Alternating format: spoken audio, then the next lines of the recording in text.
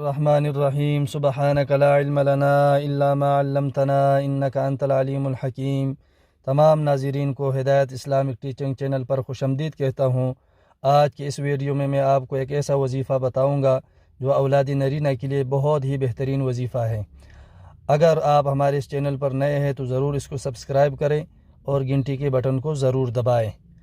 अगर कोई आदमी शादी के बाद औलाद के लिए परेशान हो और उन्होंने इलाज कर कर के तंग आ गए हो तो उनको चाहिए कि वो ज़रूर इस वजीफ़े को आज़माए।